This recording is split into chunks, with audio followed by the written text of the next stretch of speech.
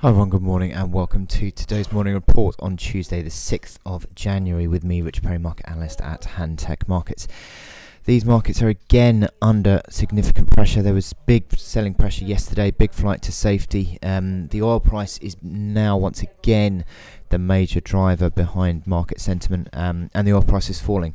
It fell around about 10% in the first couple of days of the year, and now today it's back lower again, back below $50 on the WTI, and that is a significant fall and a big psychological barrier broken on oil as well. There's no major support now on oil until you get towards the low 40s, so we could see some further declines here, and certainly this is having an impact on sentiment. Volatility sharply higher on the markets.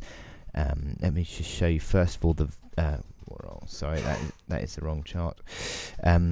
Show you first of all the VIX sharply higher last few days actually, and when the VIX is rising, that certainly puts markets under pressure. That also reflects the fact that the flight to safety is in motion, and we've got basically falling bond yields. Now when you see falling yields, that also is a reflection of flight to safety. What you've also got at the moment is the US yield curve, which is flattening.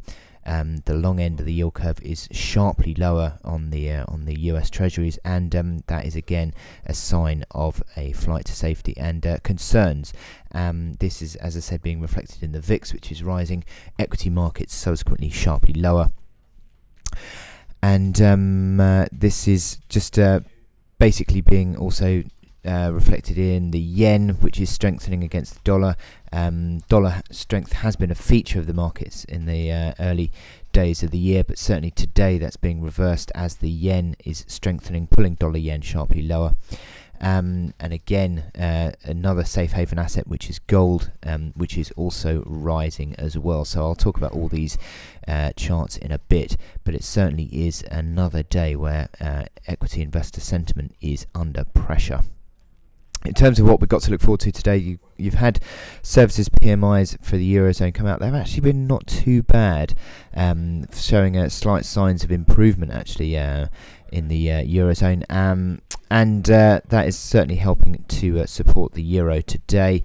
We've got the UK services PMI at 930. That's expected to just remain around about flat at 58.5. 58.6 was the last month's reading. And then at 3 o'clock this afternoon, we've got the US ISM non-manufacturing PMI. That's expected to come slightly lower again at 58.0. But certainly I think that the oil price needs to be watched today. Yesterday it just accelerated away to the downside, and if that happens again, you could imagine that there'll be a significant amount of selling pressure through these markets. So watching the oil price is the big thing. Now, chart of the day. The DAX. DAX has been a big choppy chart in the recent weeks. No real, if I zoom out, there's no real element of trend at all on the DAX over the last few months. It has sequences of selling pressure and then rallies, and it seems to be that when the selling pressure takes hold, it really goes, and that seems to be what we've got at the moment. Yesterday was a sharp down day, one of the biggest down days. Well, certainly, around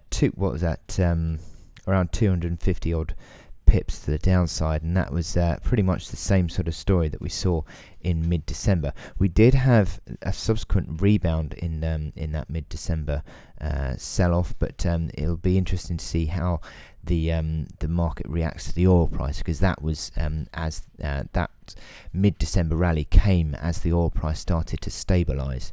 So we need to find some stability, I think, in the oil price before we see any equities starting to find support.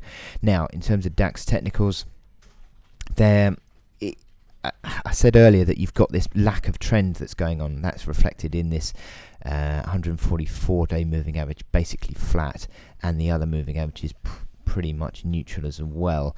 And what I believe that is leading us to suggest is that you play the momentum indicators on the classic sense. You use the sell signals when you get overbought, and use the buy signals when you get oversold. Now, what we're seeing at the moment is this decline in the RSI. The RSI is falling away, as are the stochastics and the MACD lines. So you would subsequently prefer to be short, I would say, of the DAX at the moment, and certainly that is in keeping with the current tide of trading that we're getting at the moment. And we could well see us coming back towards this key support around 91.50, which sort of coincides with all these lows from November that we had. Slight rebound from 92.19 that we got in December. So you'd say anywhere between 91.50 and 9200, I think, on the DAX is perfectly possible in terms of a target zone. Now, this is on the intraday hourly chart. What you've got here is a bit of a head and shoulders top pattern, actually, or even close to a triple top. Doesn't really matter what you call it. What you'd say is you'd measure from the neckline, which is 96.87, up to the high, which is 92.26. Measure that down. That gives you around about 9400 of a target area. So that's not too far away from where we are at the moment.